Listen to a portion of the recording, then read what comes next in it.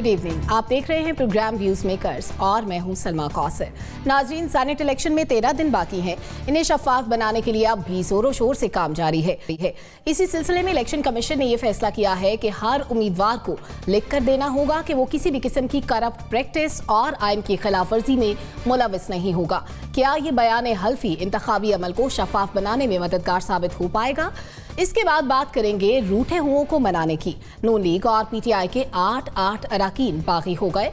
Number बड़ा ना भी हो तो सेनेट इलेक्शन के लिए अहम है। और आखिर में बात करेंगे हमारे अरबों रुपए के उस खर्च की जिसे हम थोड़ी सी मंसूबाबंदी और थोड़ी सी मेहनत से बचा सकते हैं। इन्हीं तमाम मामलात पर बात करने के लिए हमें ज्वाइन किया है lieutenant general retired Amjad Shoaib साहब ने। नासिर बेग चुगताई साहब हमारे साथ मौजूद हैं। अतर काजमी, मुजम्मिल सोहरवर्दी साहब और सादिया सादत भी आज के प्रोग्राम में हमें ज्वाइन कर रही हैं। तमाम मुअज़्ज़िज़ मेहमानों के वक्त का शुक्रिया। नाज़रीन, इलेक्शन कमीशन ने सेनेट इलेक्शन को शफाफ बनाने के लिए बयान हल्फी लेने का फैसला कर लिया है।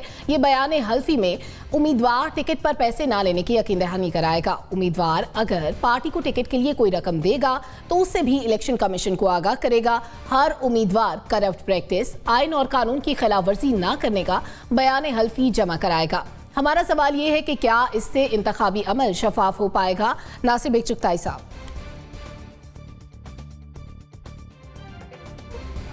अच्छा आइडिया है जो सुप्रीम कोर्ट में बहस चल रही है इस वक्त, और वो तो बहुत धुआंधार बहस है। और वहाँ पर कहा भी गया है सुप्रीम कोर्ट से कि आप सियासी दायरे में ना जाएं, कानूनी दायरे में रहें। एडवोकेट जनरल ने कहा है, पंजाब के एडवोकेट जनरल ने कहा है कि साहब सीक्रेट बैलेट होना चाहिए। ज़ाहिर है सभी लोग यही बात कर रहे हैं और ख़ुद 226 भी यही कहता है कि बैलेट सीक्रेट होगा।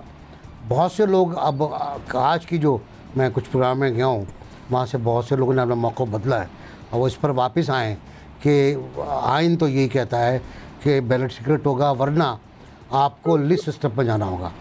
अगर आप बैलेट को खुफिया नहीं रख सकते तो आपको जाना पड़ेगा लिस्ट सिस्टम पर कि एक लिस्ट फराहम कर दी जाए चेयरमैन को या इलेक्शन कमीशन को कि ये हमारे उम्मीदवार हैं, जितने वोट हमारे इनको दे दें और ये नामजदगी हो जाएगी। इस तरह जो पार्टी है उसके सरबराह की आमद कायम हो जाएगी पार्टी पर, जो आइन का मंशा नहीं है। आइन का मंशा बहुत क्लियर है कि ज़मीर के मुताबिक वोट दें। अब ज़मीर जैसा भी है और जिस तरह का भी ज़मीर है हमारे यहाँ का, हल्फनामे हमारे यहाँ बहुत आराम से बनते हैं। आप जाएं सिटी कोर्ट चले जाएं, हाई कोर्ट के पास चले जाएं, वहाँ फुटपाथ पे छतें लगाए हुए नोटरी पब्लिक बैठे हुए होते हैं, हल्फनामा बनाया होता है, उस पर वो नाम टाइप करता है, आपका अपनी स्टैंप लगाता है, अटैच करता है, हल्फनामा हो गया। और हल्फ किस तरह तोड़े जाते हैं वो पूरी हिस्ट्री गवाह है हमारे यहाँ। हमारे तारीख़ के अंदर जगह जगह हल्फ तोड़ने के वाक़यात हैं, आइन तोड़ने के वाक़यात हैं, कानून शिकनी के वाक़यात हैं। एक किसी को अभी लेटेस्ट वाक़या है कि एक बच्चा किसी को मार के भाग गया, 4 लोग अपनी गाड़ी से, कुछ नहीं बिगड़ा उसका क्योंकि वो कानून शिकन था और बड़ी खातून का बेटा है वो, उसका कुछ नहीं हुआ। तो हल्फ भी टूटता है और प्रेसिडेंट ने भी तोड़े हैं, फ़ौज के कमांडरों ने भी तोड़े हैं, प्राइम मिनिस्टर ने भी तोड़े हैं। ले लें हल्फनामा, मामला ख़त्म करें, इंतखाबात करें। ठीक है जनरल साहब, हम उस मुल्क में रहते हैं जहां पर थोड़े से पैसों के लिए लोग मुकद्दस किताब पर हाथ रखकर झूठ बोल जाते हैं। वहां पर किस तरह से वेरीफाई करेंगे अगर कोई हल्फ ले रहा है वो सच होगा या नहीं होगा? कौन फैसला करेगा? देखिए, ये एक और एडिशनल चीज डाल दी, जबकि मेरा नहीं ख्याल कि इसका कोई फायदा होगा। मैं इत्तफाक करता हूँ एनबीसी जो कह रहे थे। असल चीज ये है कि जब आप अगर खौफ खुदाई दिल में नहीं है तो फिर आप कोई भी चीज रख लें, उसका कोई नहीं। अगर खौफ खुदा है तो पहले ही कोई ऐसा काम नहीं करेगा। अब अगर हल्फ आप ले लेते हैं तो उस हल्फ को झूठा साबित करना भी तो एक बहुत बड़ा मसला है। वो वही है कि करप्शन वाकई पकड़ी जाए कि इससे पैसे लिए हैं तो वो सारा उसका उसी तरह वीडियो बरामद हो जाए या कोई ऐसी चीज निकल आए जिससे पता लग जाए, तो फिर ही आप कह सकते हैं ना कि इसने हल्फ तोड़ा। तो हल्फ ना भी होता, करप्शन तो वैसे भी एक जुर्म है करना, तो वो अगर पकड़ी ही गई है तो फिर उसका क्या, वो तो सजा उस पर भी हो सकती है, या उसको नाहल करना हो तो उससे भी किया जा सकता है। तो ये एक ऐसे, अब बात यह है कि सुप्रीम कोर्ट के पास केस गया था तो उन्होंने कुछ धंधा करना था, कोई ना कोई तो उन्होंने कार्रवाई डालनी थी जिसमें कि पता लगे कि उन्होंने भी अपना हिस्सा डाल दिया सारे गेम में। तो ये उन्होंने एक चीज दे दी इनको। लेकिन इसका हरगिज़ ये मतलब नहीं है कि ये मंडी नहीं लगेगी, माल बिकेगा नहीं, ये बिकेगा, सब कुछ होगा ये, क्योंकि और ये सिर्फ खुफिया बैलेट का नहीं, अगर ओपन बैलेटिंग होती उसमें भी दाव लग सकता था, कुछ ना कुछ लोग करते, क्योंकि ये इंसानी ज़हन जो है ये इतना जरखेज होता है कि कोई ना कोई रास्ता निकाल लेता है। तो बासूरत थोड़ा जरा उसमें कम हो जाता, ये जरा है कि कुछ लोग शायद डर जाते, इतना ना करते। तो अब तो चूंकि नजर आ रहा है कि खुफिया बैलेटिंग होगी, हलफ लें ना लें, माल बिकेगा और वो उसी तरह मंडी लगेगी जैसे पहले लगती रही है, और नताइज जो हैं वो बाद में जब आएंगे सामने तो हम सारे उस पर हैरान होंगे कि ये क्या हुआ, वो क्या हुआ। तो इसकी तवक्को नहीं रखनी चाहिए कि हलफ आ जाने से कोई बेहतरी आ जाएगी, वो मुमकिन नहीं। ठीक है। सो वर्दी साहब, दो अहम बातें की जनरल साहब ने। एक तो जहन की जरखेज़ी की, जो जरखेज जहन थे उन्होंने ये तरीका निकाला कि हलफ ले लेना चाहिए, लेकिन जिसने एक जुर्म कर लिया, जिसने पैसे ले लिए, उसके लिए दूसरा जुर्म करना यानी झूठा हलफ उठाना कौन सी बड़ी बात है? देखें, पहली बात तो ये है कि ये हलफनामे पाकिस्तान में कोई नए नहीं है।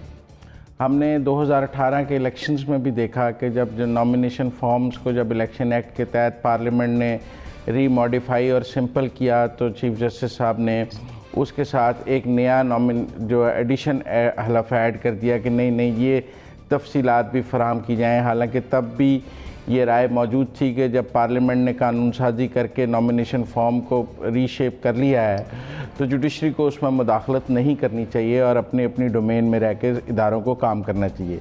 लेकिन हमने देखा कि उस वक़्त भी चीफ जस्टिस साहब ने कहा कि पार्लियामेंट वाला फॉर्म भी चलेगा और जो हम दे रहे हैं ये भी चलेगा, और दो फॉर्म्स हमने 2018 के इलेक्शंस में देखे, लोगों ने दिए, और उसके नताइज आज हमारे सामने मौजूद हैं कि उन दो नॉमिनेशन फॉर्म्स के बाद कितनी शफाफ और कितनी बेहतरीन असम्बली मार्ज वजूद में आई है, और उन नॉमिनेशन फॉर्म्स के नतीजे में कोई भी टेंटेड और कोई भी ऐसा आदमी जो है जिस पर कोई ज़रा सा इल्ज़ाम था वो नहीं आ सका पार्लियामेंट में। तो हम आज दोबारा सेनेट में भी वो कोशिश कर लें, लेकिन अगर 2018 के वो दो नॉमिनेशन फॉर्म्स के बाद भी कोई नताइज सामने नहीं आए हैं तो सुप्रीम कोर्ट को और हम सब को, इलेक्शन कमीशन को उससे कोई सबक सीखना चाहिए कि ये वो क्या कहते हैं कि मतलब बार बार मोमन एक सुराख से दूसरी दफ़ा नहीं डसा जाता है। इदारों को भी अपनी गलतियों से सीखना चाहिए और बार बार वो गलती नहीं करनी चाहिए जो एक दफ़ा वो कर चुके हैं। दूसरी बात यह है कि अगर हुकूमत वाकई इतनी संजीदा है कि वो चाहती है कि सेनेट इलेक्शंस में बिल्कुल शफाफियत होनी चाहिए, तो हुकूमत को चाहिए वो ऐलान कर दे कि हम अपोजिशन का कोई वोट नहीं ख़रीदेंगे। क्यों रोज़ाना अपोजिशन के अरकान असम्बली से हुक्मरान मुलाकातें कर रहे हैं, रोज़ दो MPs के नाश्ते हो रहे हैं। मेरा मतलब है पंजाब में भी आज भी 2 नून लीग के MPों से वज़ीर आला ने मुलाकात की है, तो कोई हलवा खाने के लिए तो मुलाकात नहीं की है ना। ये पॉलिसी और पोस्चर का फ़र्क है। एक तरफ गवर्नमेंट सुप्रीम कोर्ट में मौजूद है कि शफाफियत होनी चाहिए, दूसरी तरफ रोज़ अपोजिशन के MPs से मुलाकातें करके उनसे वोट ले रही है।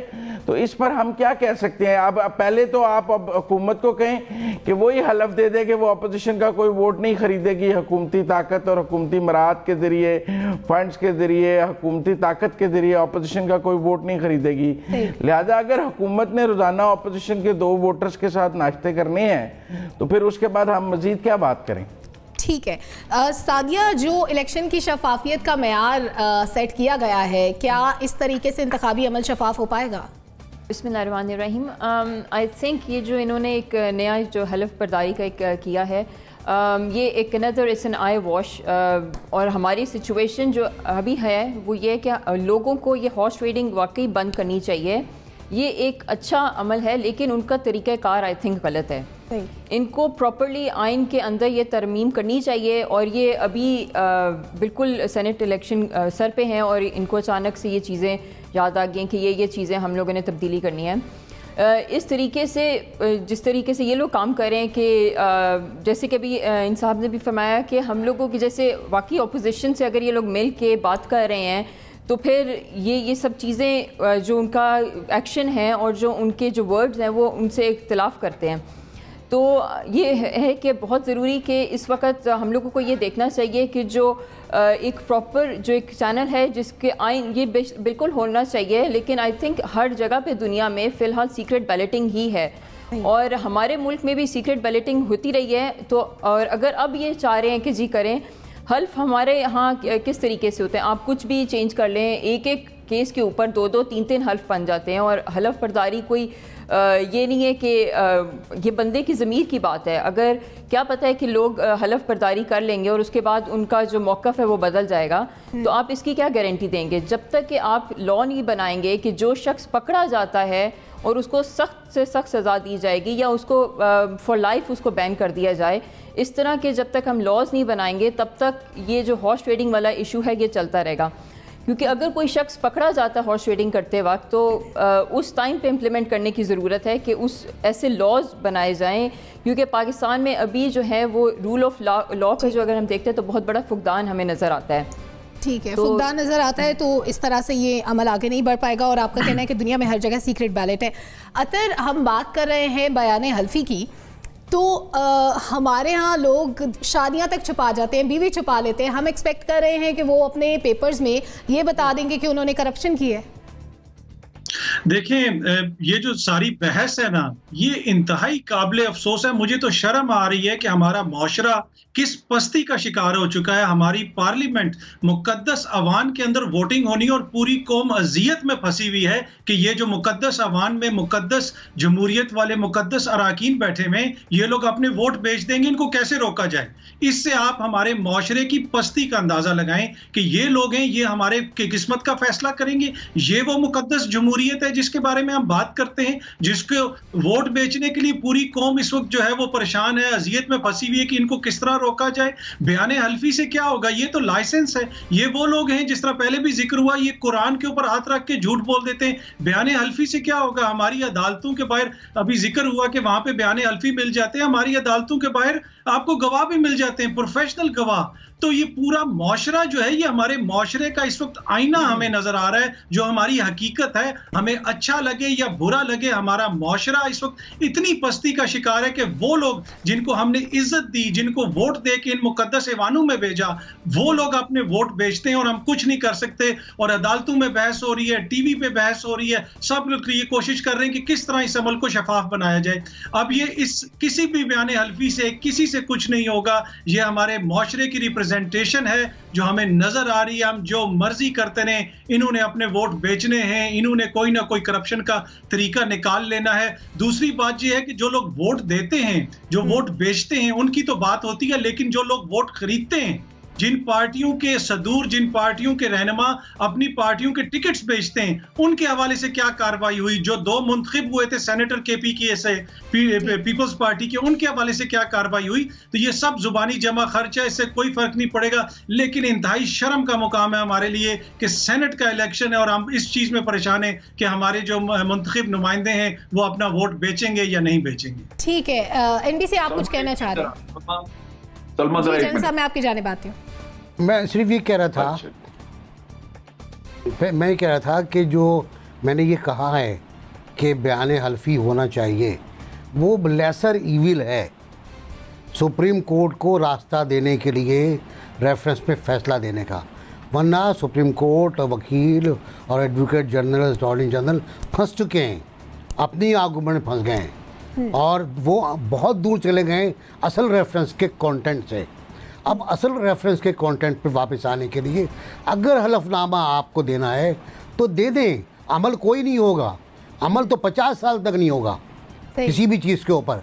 ये करप्शन है, ये अंदर जड़ों में बैठी हुई है, ये नीचे से ऊपर नहीं, ऊपर से नीचे भी है, वर्टिकल भी है, हॉरिजॉन्टल भी है। इसको आप तब्दील नहीं कर सकते। ये तो आदम से शुरू हो रही है, हाबिल काबिल से शुरू हो रही है। तो ये तो एक नेचर है इंसान की, वो करता रहेगा और करेगा, इंसानी फितरत है और ये चलता रहेगा। जनरल साहब, 1 लाइनर ऐड कीजिएगा, उसके बाद ब्रेक पे जाना है। देखिए, बात यह है कि पॉलिटिकल पार्टीज की अपनी भी जिम्मेदारी है कि वो टिकट देते हुए मोहतात हों और कोई मेरिट तो होना चाहिए ना। आप सेनेट में अगर टिकट देते हैं कि सियासी आदमी को जिसकी कोई कंट्रीब्यूशन नहीं, लेकिन उसकी बाइंग पावर बहुत अच्छी है, वो परचेजिंग पावर है, वो खरीद सकता है मार्केट से लोगों को, तो फिर आप भी मुजरिम में उसमें शरीक हैं। इसी तरह जो बिकते हैं आपके पोलिटिकल असेंबली के लोग, उनका भी मादी और बहुत कुछ आपको पता होता है। अगर आप कब्जा ग्रुप के लोगों को वहां पे घुसा देते हैं टिकटें दे के, क्योंकि आपको उससे फायदा है, तो नेचुरली वो जाके वो खरीदो फरोख्त करेंगे, पैसे लेके। तो मेरा ख्याल है कि ये भी बड़ा जरूरी है। आपकी पार्लियामेंट्स की, असेंबली की आपकी बहुत बेहतर हो जाएगी, आप कह लीजिए परफॉर्मेंस, अगर वहां पे कम से कम लोग मेरिट पे जाए। वो मेरिट पार्टीज को करती मद्देनजर रखना नहीं, बहुत जरूरी है। ठीक है सोहरावर्दी साहब, आप कुछ कहना चाह रहे हैं, वन लाइनर प्लीज। बड़े एहतराम से एनबीसी से इख्तलाफ करूंगा कि इंसाफ की अदालतों को रास्ते नहीं दिए जाते, उनको पाबंद किया जाता है कि वो कानून के दायरे में रहें और आइन के दायरे में रहें। अगर ये रिवाज पैदा हो गया कि हमने इंसाफ की अदालतों को रास्ते देने शुरू कर दिए तो फिर आइन और कानून का तो कोई हशर ही नहीं रह जाएगा। हमने माजी में भी ऐसे रास्ते दिए हैं और उसकी कौम को कोई ख़ास फ़ायदा नहीं हुआ उन रास्ते देने का। ठीक है सोहरावर्दी साहब, आपका पॉइंट भी ऐड हो गया। नाज़रीन, मुझे एक ब्रेक की जानिब जाना है। ब्रेक आकर हम बात करेंगे नून लीग और पीटीआई के बागी अरकान की। Stay with us.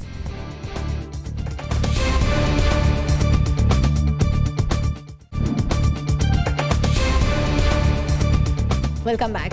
नाज़रीन, सेनेट इंतखाबात से काबिल मुस्लिम लीग नून और तहरीक इंसाफ के बागी अरकान सामने आ गए हैं। मुस्लिम लीग नून के 8 अरकान ने अपनी क़यादत को पैगाम भिजवाया है कि वो वोटिंग के अमल का बॉयकॉट करेंगे।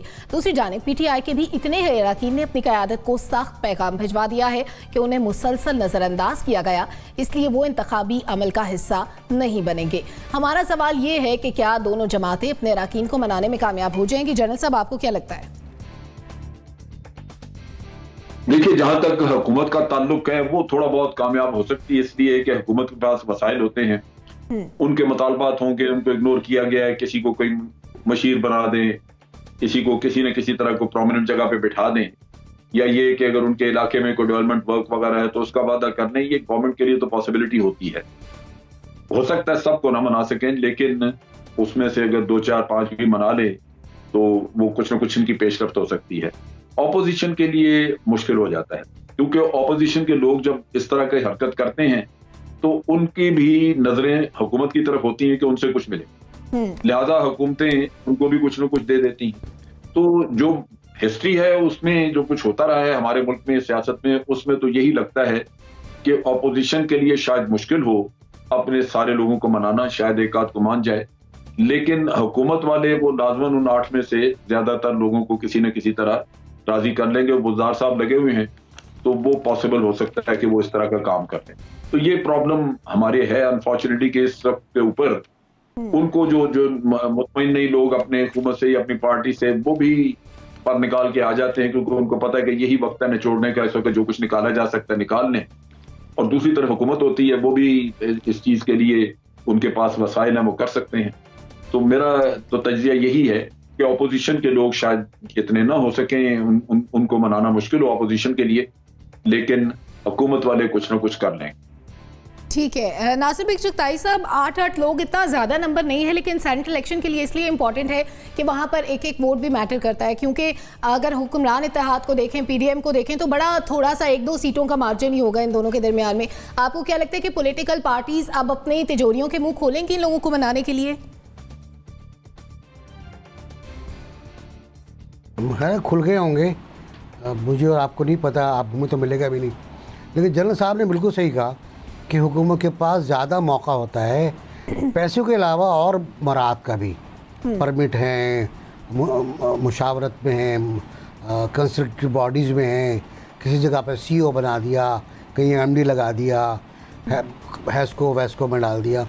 वो है, वो प्राइम मिनिस्टर ने भी कहा है, प्राइम मिनिस्टर ने बहुत ईमानदारी से बात कही कि हमारे पास बहुत तरीके हैं पोजीशन को रुलाने के। हम हुकूमत में, हमारे पास तो बहुत ज़राए हैं, बिल्कुल ज़राए हैं, FIA है, नैब है, ये सब है, ये पहले होता भी रहा है, कोई नई बात नहीं है हमारे यहाँ। जो पाकिस्तान पीपल्स पार्टी को तोड़ा गया मुशर्रफ साहब के ज़माने में, वो तो नैब थी ना, कि नैब ने उठाया और 10-12 आदमी उधर डाल दिए और 10 औक़ाफ़ वाले आ गए और बन गई गवर्नमेंट हमारे भी इस तरह बनती है, फिर गवर्नमेंट चलती भी इसी तरह है। तो मेरा ख्याल है कोई नई बात नहीं है, 8 बहुत कम है ये।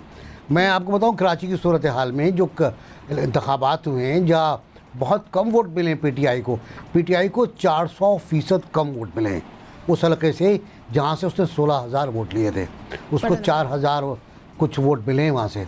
उसकी भी एक वजह है, उसकी वजह है कि आज अगर आप बाहर देखें तो उस इलाके के पीटीआई के जो लीडर हैं, रहमत कलमती वगैरह बोलो चाहिए लोग, इनका बयान छपा हुआ है कि हलीम आदिल शेख ने, जो पीपल्स पार्टी का एजेंट है, जुमला है, जो पीपल्स पार्टी का एजेंट है, कमज़ोर तरीन उम्मीदवार नामज़द कराया। एक तरीका ये भी होता है एक दोस्ती निभाने का कि कमज़ोर उम्मीदवार दे दिया, वो हार गया और बेचारे को 4,000 वोट मिले। तो मेरा ख्याल है ये ऐसा कोई मसला नहीं है। जिसको जो आठ उनके बराबर कोई बड़ा मसला नहीं होगा। जी अतर काज़मी। देखिए, पहले तो इन लोगों को जो कहा जा रहा है ना कि ये बागी अराकीन है, माजी में जब हम बगावत की बात पढ़ते थे, सुनते थे, तो भगत सिंह बागी होता था, नेल्सन मंडेला को बागी कहा जाता था। अब इन लोगों को जो बागी कहना है ना, ये भी मुझे इस पे भी एतराज है। ये पूरा अमल दागदार है, ये दागी लोग हैं, ये सब दागी हैं, ये बागी नहीं है। इनकी बगावतें क्या हैं? छोटी छोटी इनकी बगावतें हैं। किसी को SHO का, किसी को पटवारी का मसला है, किसी को अपने हल्के में किसी और काम का मसला है, किसी को नौकरी का मसला है। तो ये लोग सिर्फ और सिर्फ अपनी, जिसे कहते हैं ना कि अपनी वर्थ बढ़ाने के लिए इन मौके के ऊपर आके अपने मुतालबात सामने लेके आते हैं, ताकि ये हुकूमत से या अपनी पार्टी से या बासर लोगों से मैक्सिमम फवायद हासिल कर सकें। तो मेन मकसद इनका ये है। अब क्या हुकूमत इनको राजी कर लेगी या ऑपोजिशन इनको राजी कर लेगी? ऑब्वियसली हुकूमत के पास जराए ज्यादा होते हैं, हुकूमत के पास ज्यादा चीजें होती हैं ऑफर करने की, तो हुकूमत इनको ज्यादा बेहतर तरीके से हैंडल कर सकती है। लेकिन ऑपोजिशन में भी बड़ी चीजें होती हैं, जो बासर जो सियासी जमातें हैं, उनका टिकट ही मिल जाना, उनकी जानिब से आपको बैकिंग मिल जाना, वो भी बहुत बड़ी चीज होती है। दूसरी बात यह है कि ये जो सारा अमल है, इसके अंदर अगर आप देखें पाकिस्तान का जो सियासी अमल है, इसमें बड़े बड़े जो बागी होते हैं,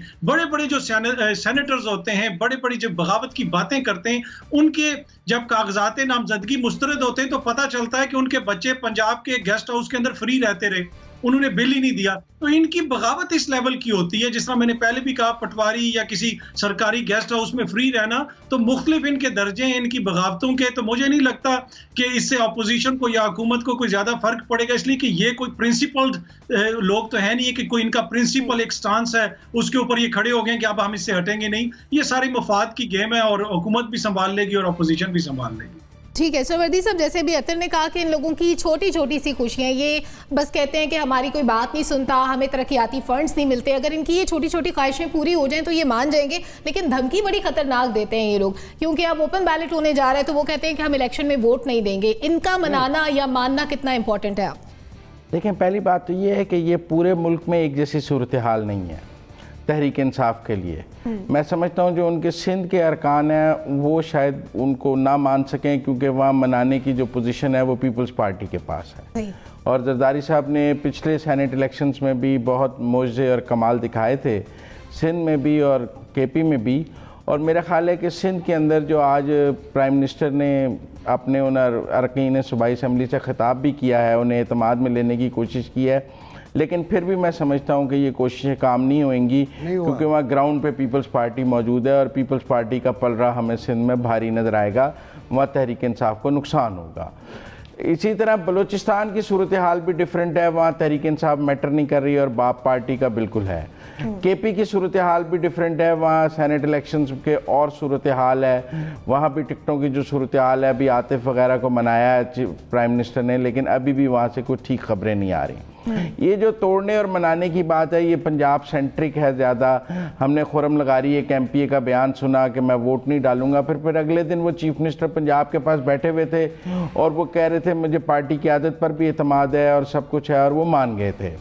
इसी तरह जो कल पंजाब में ज़िमनी इंतखाब होने जा रहे हैं, उनके नताइज का भी सेनेट में के इंतखाबात में बहुत असर पड़ेगा। अगर अपोजिशन वो दोनों सीटें जीत जाती है तो गवर्नमेंट को सेनेट इलेक्शन में पंजाब से जिस कामयाबी की उम्मीद है वो नहीं हो सकेगी, क्योंकि लोग उसको गेम चेंजर देखेंगे कि सिटिंग गवर्नमेंट पंजाब में 2 ज़िमनी इंतखाब हार गई है, सिंध में हारना या कहीं और हारना तो और वजूहात हैं, लेकिन पंजाब सेंट्रिक इसकी बहुत है। अब मैं कौमी असम्बली पे आ जाता हूँ। कौमी असम्बली में इस वक्त कैरेट एंड स्टिक की पॉलिसी है। जहांगीर तरीन साहब को कैरेट भी दिखाई जा रही है और स्टिक भी दिखाई जा रही है। कभी उन्हें कैरेट से मनाने की कोशिश की जाती है, कभी स्टिक से मनाने की कोशिश की जाती है, कभी शुगर कमीशन की रिपोर्ट जारी कर दी जाती है और कहा जाता है कि 300 उनका नाम नैब को दिया जा रहा है। फिर अगले दिन हफीज शेख साहब उन्हें फ़ोन भी कर देते हैं कि आपके ताउन का बहुत हमें ज़रूरत है और बड़ा आपका ताउन हमारे लिए कीमती है। भाई, जिसका केस आप नैब को भेज रहे हैं, जिस पर आपने इतनी बड़ी शुगर कमीशन की इंक्वायरी डाल दी है, उससे ताउन क्यों मांग रहे हैं? वो तो पार्लियामेंट में है ही नहीं, ना वो MNA है ना MP है। मुझे नहीं समझ आई हफीज शेख साहब ने उन्हें क्यों फ़ोन कर दिया। लेकिन मैं समझता हूँ कि ये हर जगह का एक डिफरेंट सिनेरियो है। हम ये नहीं कह सकते कि गवर्नमेंट चारों सूबों में फेवरेट पोजीशन में है। तहरीक इंसाफ चारों सूबों में फेवरेट पोजीशन में नहीं है, लेकिन पंजाब की हद तक जरूर है जहाँ हासिल है गवर्नमेंट को, और वो एज नजर भी आ रहा है। ठीक है सादिया, आपको क्या लगता है कि इन लोगों को मनाना आसान होगा गवर्नमेंट के लिए? आई थिंक इसका काफ़ी हद तक हम लोग अगर देखते हैं कि ओपन बैलेट से इसका काफ़ी ज़्यादा ताल्लुक है, क्योंकि इस तरह की चीज़ें होती हैं जैसे कि अब हम आप देख रहे हैं कि कुछ अरकान नाराज़ हो जाते हैं, फिर उनको मनाने की ज़रूरत पेश आती है। तो ये एक बहुत बड़ी रीज़न है जिसकी वजह से हुकूमत चाहती है कि ओपन बैलेट हो, लेकिन उनका तरीक़ाकार आई थिंक गलत है। यहाँ पे अगर हम बात ये करते हैं कि क्या उनके लिए मनाना इजी होगा, तो आई थिंक कि हुकूमत को मनाना इजी होगा as compared to opposition, because वो हुकूमत जो है वो इस पोजीशन में है कि लोगों को कुछ ना कोई इंसेंटिव दे के अपने साथ कर सकती है, जबकि अपोजिशन के लिए ये थोड़ी सी मुश्किल हो जाए। लेकिन हाँ, इधर बात यह है कि अपोजिशन के साथ अगर कोई शख्स मिलता है या मानता है तो वो अखलाकियात की बुनियाद पे ज़्यादा होगा रादर दैन इंसेंटिव की बेस पे, और आई थिंक वो ज़्यादा देर पा होता है रिलेशन, जबकि अगर हम देखते हैं कि किसी को कोई मॉनेटरी फ़ायदा दिया जाए या कोई जैसे कह रहे थे कि उनका काम फंसा हो, जो रुका हुआ काम हो वो आप कर दें, इस तरह के आप दे सकते हैं जो इंसेंटिव लोगों को अपने साथ करने के लिए, लेकिन वो फिर वक्ती होता है। जबकि हम अगर कोई देखते हैं कि कोई जैसे अपोजिशन अगर किसी को अपने साथ मिलाती है और इखलाकी कदरों के ऊपर मिलाती है तो वो देर पा रिलेशनशिप माना जाता है। तो आई थिंक फ़िलहाल हुकूमत के लिए हम लोग जैसे अगर हम लोग इधर बैठ के बात करते तो ये आई थिंक मीडिया पे कुछ ज़्यादा स्पेकुलेशन भी हो रही है। हम लोग इधर बात तो कर रहे हैं लेकिन पीछे क्या गेम चलती है और क्या अभी भी तोड़ जोड़ लगी हुई है वो इसके बरक्स भी होती है कई दफ़ा, और दिखाया कुछ और जाता है और होता कुछ और है। तो ये भी थोड़ा है जो हमें मद्देनज़र रखना चाहिए। और फिर मैं वही कहूँगी कि लॉज बेहतरीन करने चाहिए इनको, जो सुप्रीम कोर्ट है इसकी सुप्रीमेसी होनी चाहिए अभी, और कानून की बालादस्ती किसी भी रियासत के लिए इंतहाई अहम होती है। सादिया, आपकी ऑप्शन भी आ गई। हमारा सवाल ये था कि क्या इस तरह से कर रहा था जी एनबीसी कल मैं एक छोटा सा बात, कल मैं प्रोग्राम कर रहा था, उस प्रोग्राम के दौरान मुझे एक लीडर का शेर आया सैफुल्ला और फैसल वाडवा के नॉमिनेशन पर। वो सख्त नाराज़ थे और वो था, मैं लिख लिया था, दिल भी तोड़ा तो सलीके से न तोड़ा तुमने, इमरान खान के लिए, दिल भी तोड़ा तो सलीके से न तोड़ा तुमने, बेवफाई के भी आदाब हुआ करते हैं। वाह एनबीसी, आपने यहाँ तो ये सूरत हाल है इनके अंदर। ठीक है नाज़रीन, मुझे एक ब्रेक पे जाने, ब्रेक से वापस आकर हम कुछ अहम मामलात की बात करेंगे। Stay with us.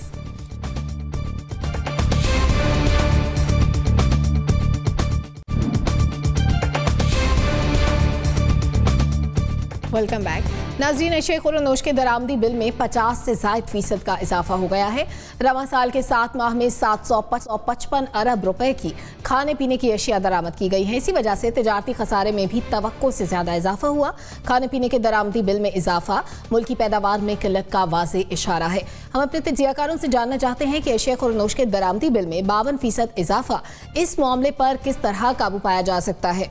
एनबीसी, हमें गरीब मुल्क हैं, हम कोई बहुत ज़्यादा अमीर ममालिक में हमारा शुमार नहीं होता, लेकिन खाने पीने की उन चीज़ों पर हम पैसे दे के पैसा बाहर भेज देते हैं जो हमारे मुल्क में प्रोड्यूस होती हैं। हाँ, हम गरीब मुल्क हैं, इसलिए हम इस तरह की बेहंगम पॉलिसियों के मुतामिल नहीं हो सकते। क्या हम अपना गंदम ना होते हुए बाहर भेज दें, अपनी शक्कर हमारे पास कम होते हुए बाहर एक्सपोर्ट कर दें और फिर स्मगलिंग भी होती रहे, फिर हम प्लानिंग ना करें अपनी फसलों को, फिर अपनी ज़राअत की पॉलिसी, हम बार बार कहते हैं कि ज़राअत हमारे रीढ़ की हड्डी है, रीढ़ की हड्डी है, उस पर हमने इतनी चोटें लगाई हैं कि वो हड्डी टूट गई है।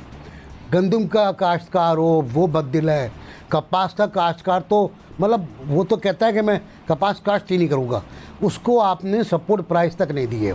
इसी तरह फिर शुगर का आप देख लीजिए, शुगर के साथ क्या हुआ, सारे कमीशन बने, गंदम कमीशन बना, शुगर कमीशन बना, पता नहीं कितने कितने कमीशन बन गए, 25-30 कमीशन बन गए, रिज़ल्ट कोई नहीं है, रिज़ल्ट कोई नहीं है। बल्कि जो लोग इन्वॉल्व थे उनको आप फ़ोन हो रहे हैं कि भाई हमारी थोड़ी हेल्प कर दो यार, इंतखाबात में मसला फंस गया है, कुछ वोट दिला दो हमको, अब उन्हें फ़ोन किए जा रहे हैं। तो जो जिस माशरे में हम किसान को और ज़राअत को अहमियत ना दें, हम प्लानिंग ना करें, बोलते बहुत रहे, हम चिल्लाते बहुत रहे कि जी आप देखिए सलमा, हम बचपन में स्कूलों में जब थे तो हम पढ़ते थे कि पाकिस्तान में 3 कैश क्रॉप्स होती हैं, कॉटन, व्हीट एंड केन, और अब तीनों नहीं है हमारे पास।